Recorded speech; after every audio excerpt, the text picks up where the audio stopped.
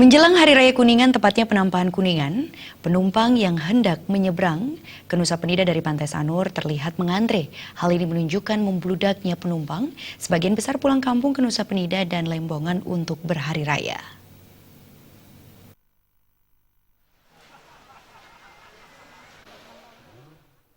Menyambut Hari Raya Kuningan, masyarakat perantauan berbondong-bondong pulang ke kampung halaman di Nusa Penida dan Lembongan melalui penyeberangan Sanur. Tidak seperti hari biasa, penumpang saat jelang Hari Raya selalu membludak. Para penumpang terlihat mengantri di bibir pantai.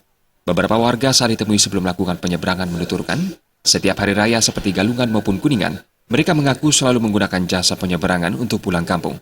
Terkait keselamatan, pihak penyedia jasa bot selalu menyediakan pelampung keselamatan penumpang sebagai bagian dari standar penyeberangan. Meski demikian, penumpang seperti Narayana dan Dona mengaku sudah terbiasa dan tidak takut dengan gelombang tinggi.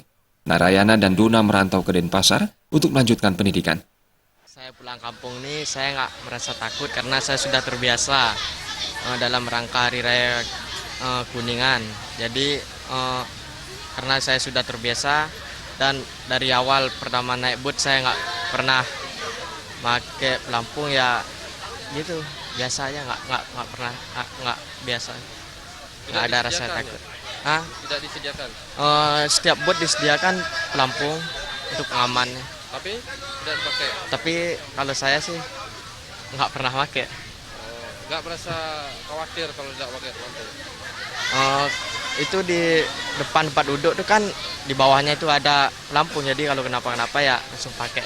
Tapi Tergantung cuaca. Kalau cuacanya buruk, kemungkinan ada rasa takut. Tapi kalau seperti sekarang ini aman-aman saja rasanya. Sejauh ini cuma pakai baju pelampung. Selain masyarakat lokal, penyeberangan juga dipadati oleh wisatawan asing yang berwisata ke Pulau Nusa Penida, Lembongan, dan Ceningan.